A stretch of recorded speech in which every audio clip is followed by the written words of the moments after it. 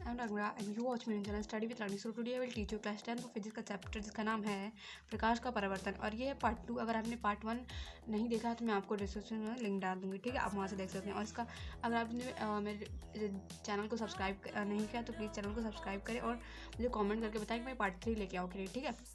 तो इसका जो सबसे फर्स्ट टॉपिक मैंने लिया, ये क्या है, गोलीय दर्पण किसे कहते हैं, ठीक है। गोलीय दर्पण जिस गोले का भाग है उस गोले को परावर्तक पृष्ठ का या अंदर बाहर की ओर वक्रित हो उसे क्या कहते हैं, दर्पण कहते हैं। क्या, गोलीय वाला दर्पण, ठीक है। गोलीय दर्पण मुख्यतः दो प्रकार के होते हैं। ये कौन सा था, एक होता है उत्तल दर्पण और ये क्या, और एक होता है अवतल दर्पण, ठीक है। अवतल दर्पण किसे कहते हैं, और जिसका परावर्तक पृष्ठ अंदर की ओर धंसा हो और बाहर से खुरदुरा हो उसे क्या कहते हैं, अवतल दर्पण कहते हैं, ठीक है। यहाँ पे देखिए अवतल दर्पण कैसा होता है, यहाँ पे ऐसा होता है, अंदर की ओर क्या होता है, धंसा होता है, ठीक है, और यहाँ पे बाहर की ओर क्या होता है, खुरदुरा होता है। इसे क्या कहते हैं, अवतल दर्पण, ठीक है।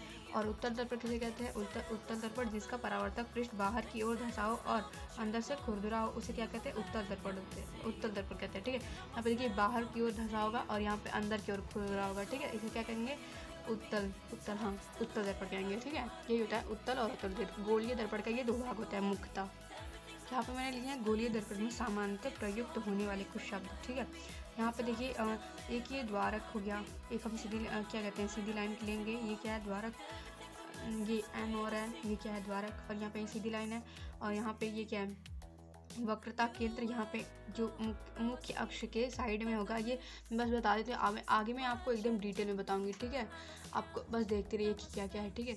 देखिए ये क्या है, वक्रता केंद्र, और यहाँ पे भी ये भी वक्रता केंद्र है। इस लाइन का ये वक्रता केंद्र और ये क्या है, इस लाइन का वक्रता केंद्र। ये क्या है, दर्पण का ध्रुव, और ये क्या है, फोकस दूरी एफ, और क्या है, मुख्य फोकस दूरी, ठीक है। और यहाँ पे ये एम एन, और यहाँ पे वक्रता त्रिज्या का जो सूत्र होता है वो क्या होता है, R = 2F, ठीक। अब इसके बारे में हम डिटेल में जानेंगे कि द्वारक क्या होता है, वक्रता केंद्र क्या होता है, वक्र दर्पण का ध्रुव क्या होता है, ठीक है। इसके बारे में हम डिटेल में जानेंगे। मुख्य अक्ष किसे कहते हैं, वक्रता केंद्र तथा दर्पण के ध्रुव से गुजरने वाली रेखा को क्या कहते हैं, मुख्य अक्ष कहते हैं, ठीक है। और यहाँ पे वक्रता केंद्र किसे कहते हैं, गोलीय दर्पण जिस गोले का भाग है उस गोले के केंद्र को क्या कहते हैं, वक्रता केंद्र कहते हैं, ठीक है। और फोकस दूरी का जो सूत्र होता है वो क्या होता है, R = 2F, ठीक है। फोकस दूरी का यहाँ पे डेफिनेशन कुछ नहीं होगा, ठीक है। और यहाँ पे जो दर्पण का ध्रुव जो था इसे वो क्या होता है, गोलीय दर्पण का पृष्ठ परावर्तक पृष्ठ के केंद्र की ओर दर्पण का ध्रुव होता है। इसे P से व्यक्त करते हैं, इसे किससे व्यक्त करते हैं, इसे P से व्यक्त करते हैं, ठीक है। और जो M और N क्या था, वो द्वारक, वो उसके क्या करते हैं, वो क्या था, ठीक है। गोलीय दर्पण के परावर्तक पृष्ठ की सीमा रेखा जो व्यास है उसे क्या कहते हैं, हम द्वारक कहते हैं, ठीक है। अब हम देखेंगे कि उत्तल दर्पण का प्रयोग कहाँ होता है और अवतल दर्पण का प्रयोग कहाँ होता है, ठीक है। अब हम देखेंगे कि उत्तल दर्पण और अवतल दर्पण का जो प्रयोग होता है वो कहाँ कहाँ होता है। तो ये देखते हैं कहाँ कहाँ होता है। वाहनों के पश्चात दृश्य दर्पणों यानी साइड व्यू मिरर में उत्तल दर्पण का प्रयोग होता है, क्योंकि यहाँ सदैव प्रतिबिंब सीधा बनता है। इससे ड्राइवर पीछे से आने वाली वाहनों को देख पाता है, ठीक है। यहाँ पे ध्यान देने योग्य बात यह है कि वाहनों के अंदर चालकों के पास में वाहन के ठीक पीछे देखने के लिए सामान्यतः समतल दर्पण का प्रयोग किया जाता है, ठीक है। और यहाँ पे जो थर्ड पॉइंट है इसका, बाहर की ओर दोनों किनारों पर उत्तल दर्पण का प्रयोग किया जाता है जिसे साइड व्यू मिरर कहते हैं, ठीक है। इसे साइड व्यू मिरर भी कहते हैं, ठीक है। सड़क के मोड़ों पर भी इसका प्रयोग किया जाता है उत्तल दर्पण का, ठीक है। और यहाँ पे स्ट्रीट लैंप जो होता है, जो रोड में जो लगा होता है उसे स्ट्रीट लैंप कहते हैं, ठीक है। में भी इसका प्रयोग उत्तल दर्पण का किसका उत्तल दर्पण का प्रयोग किया जाता है, ठीक है। और टार्च लाइट एवं वाहनों का जो हेडलाइट होता है उसमें भी इसका प्रयोग किया जाता है, ठीक है। इसका प्रयोग किया जाता है। इसके बाद हम देखेंगे अवतल दर्पण का प्रयोग, ठीक है। अवतल टार्च या सर्च लाइट एवं वाहनों में प्रयोग किया जाता है। और इसका शेविंग मिरर में भी किया जाता है इसका प्रयोग, ठीक है। और आगे देखते हैं इसमें किसने प्रयोग किया जाता है, दंत विशेषज्ञ मतलब डॉक्टर्स के द्वारा इसका प्रयोग किया जाता है, किसका, अवतल दर्पण का, ठीक है। दंतों का बड़ा प्रतिबिंब देखने के लिए इसका प्रयोग किया जाता है, ठीक है।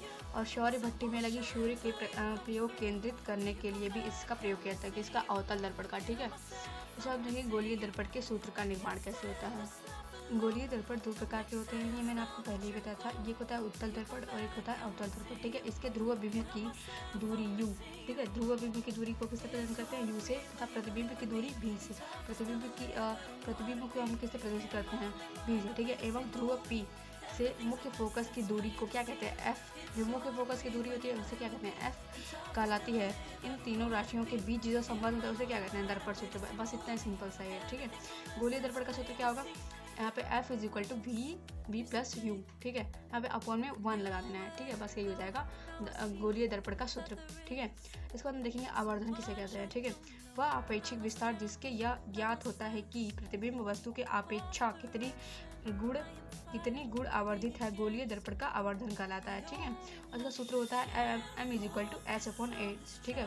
जो पहला वाला जो H है ये क्या है, प्रतिबिंब की ऊंचाई, और जो दूसरा वाला H है ये क्या है, वस्तु की ऊंचाई। तो प्रतिबिंब की ऊंचाई के लिए हम V लिखते हैं और जो वस्तु की ऊंचाई होती है उसके लिए हम क्या लिखते हैं, U लिखते हैं, ठीक है। तो आज का हमारा वीडियो था यहीं तक, और अगर आपको नेक्स्ट वीडियो चाहिए तो आप मेरे डिस्क्रिप्शन बॉक्स में लिंक डाल दूँगी, ठीक है। आप मुझे कॉमेंट सेक्शन में बताएं कि मतलब मैं नेक्स्ट वीडियो लेके आएँ। अगर आपको मतलब पार्ट सीरीज़ का चाहिए तो आप मुझे कमेंट सेक्शन में बता सकते हैं, ठीक है। अगर आप मेरे चैनल पर नए हैं तो प्लीज़ चैनल को सब्सक्राइब करके बेल आइकन को प्रेस करना बिल्कुल ना भूलें। Thank you so much.